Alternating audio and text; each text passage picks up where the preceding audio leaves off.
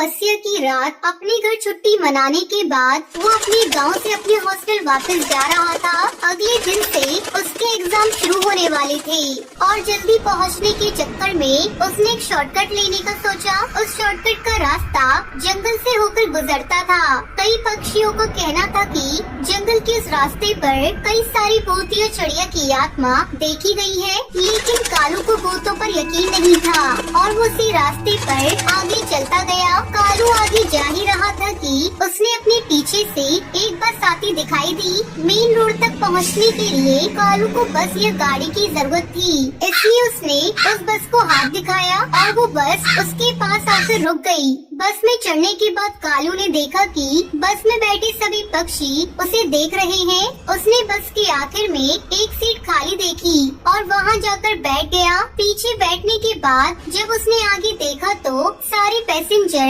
उसे ही घूरे जा रहे थे। बस में अगली वाली सीट पर बस की कंडक्टर बैठी हुई थी। कालू ने उससे कहा, अरे कंडक्टर साहिबा, जरा एक टिकट दीजिएगा। तो उस चिड़िया ने बड़े ही अजीब तरीके से कालू को अपने पास बुलाया। टिकट चाहिए ना, इधर आ, जल्दी आ। कालू को वो कंडक्टर बहुत ही डरावनी नजरों से देख रही थी। कालू ने अपने साथ बैठे पक्षी से कहा, बड़ी अजीब चिड़िया है, ऐसे देख रही है जैसे खा जाएगी। कालू के कहते ही उसके साथ बैठा पक्षी भी उसे वैसी नजरों से घूरने लगा। फिर कालू ने उससे पूछा, भाई साहब बताना, ये बस कहाँ तक जाएगी? तो उसके साथ बैठे पक्षी ने कहा, ये बस चलती रहती है, कभी अपनी मंजिल तक पहुंचती नहीं है। ये सुनकर कालू कौवे को बड़ा अजीब लगने लगा। उसने आगे देखा तो अभी भी बस के सभी पक्षी उसे ही देखे जा रहे थे, इसलिए उसने अपने कान में ईयरफोन लगाए, मोबाइल पे म्यूजिक चलाया और आंखें बंद करके सो गया। कुछ देर बाद बस में अचानक एक जोर का झटका आया और वो बस बेकाबू हो गई। कालू की नींद खुल गई। जब उसने अपनी आंखें खोली तो जो उसने बस का नजारा देखा, उसे देखकर उसके होश उड़ गए। सामने कंडक्टर चिड़िया अपने असली रूप में खड़ी थी। वो कोई और नहीं बल्कि भूतिया टूनी चिड़िया की आत्मा थी। बस में बैठा हर पक्षी बहुत अजीब लग रहा था, जैसे वो सब जिंदा मुर्दे हो गए हो। कालू ये सब देखकर बहुत डर गया था और वो बस से निकलने के लिए अपनी सीट पर खड़ा हुआ था। तभी भूतिया टूनी चिड़िया की आत्मा उसके पास आई। अब तुम्हें कौन बचाएगा कालू कौवे? हम सब तुझे मार डालेंगे और तू भी हम सब की तरह भूतिया चिड़िया की आत्मा बन जाओगी और इस बस के ना खत्म होने वाले सफर पर हमारा साथ दोगी। ये सुनकर कालू बुरी तरह कांपने लगा। वो अपनी जगह से हिल भी नहीं पा रहा था। भूतिया कंडक्टर चिड़िया उसके पास आई और कालू का गला पकड़ लिया और उसे हवा में उठाकर जोर से पटक दिया। उसके सर में बहुत गहरी चोट आई, जिसकी वजह से वो बेहोश हो गया। जब उसकी आंख खुली तो वो अपने घर में था।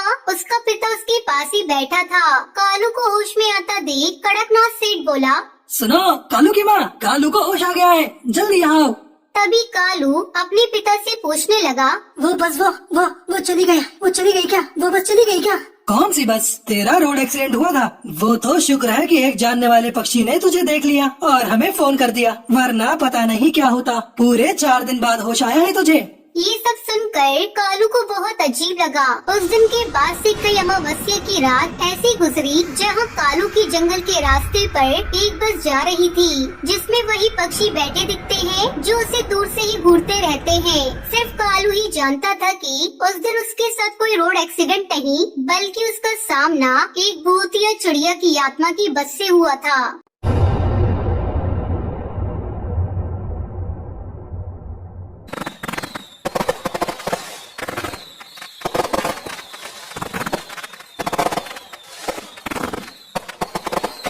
रामपुर नाम का एक छोटा सा गांव था।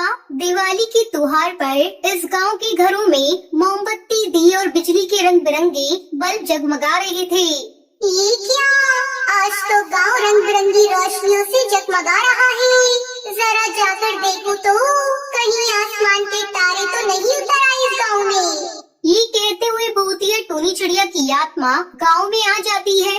भाई दिवाली भी सचमुच अनोखा त्योहार है। देखो ना गांव कैसे जगमगा रहा है। मैं तो कहूँ कि दिवाली का त्योहार साल भर में नहीं बल्कि रोज मनाना चाहिए। हरी की ये बात सुनकर भूतिया चिड़िया की आत्मा गुस्से में कहती है, अरे दिवाली के त्योहार पे इतनी जगमगाहट होती है, फिर तो मैं रोज दिवाली मनाऊंगी।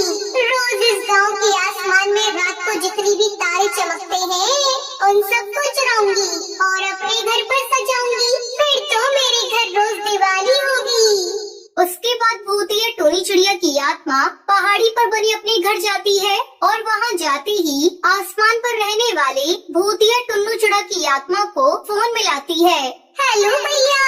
हेलो छोटी, कैसी हो बहना? कहो कैसे याद किया? भैया क्या आप आसमान से कुछ तारे तोड़कर मेरे पास भेज सकते हो?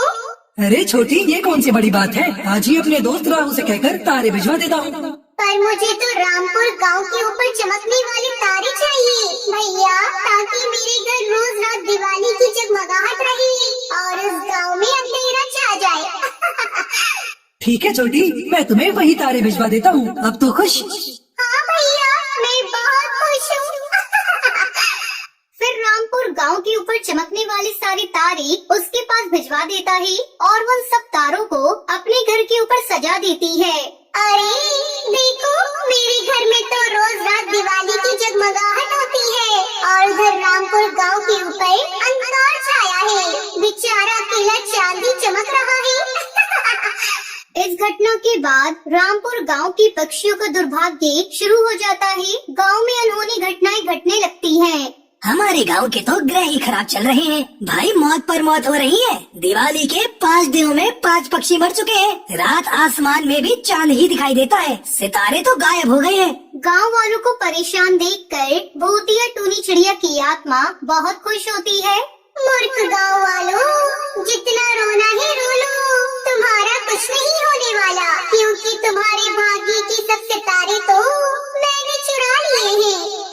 इसके कुछ ही दिन बाद एक पहुंचे हुए बाबा गांव में आते हैं। बाबा जी, हम सब गांव वाले बड़े संकट से गुजर रहे हैं, अगर समाधान हो तो बताओ। बड़ी कृपा होगी आपकी। ये कहकर वो बाबा को सब सच बता देते हैं। तुम सब गांव वालों के भाग्य के सितारे एक भूतिया चिड़िया की आत्मा ने चुरा लिए हैं। तुम्हारे गांव के ऊपर चमकने वाले सारे सितारे अब उसके घर में चमकने लगे हैं। बाबा जी, क्या सितारों को वापस लाने का कोई उपाय नहीं है? कल पूर्णिमा की रात है। तुम सब गांव वाले उपवास रखो और चंद्रमा की पूजा करके उसे जल अर्पण करो। अगर चंद्र देव खुश हो गए तो सब सितारे अपनी जगह वापस आ जाएंगे और सबका संकट टल जाएगा। फिर इस भूतिया चिड़िया की आत्मा का क्या होगा बाबा? चंद्रदेव की शक्ति से वो भी अपने आप गायब हो जाएगी।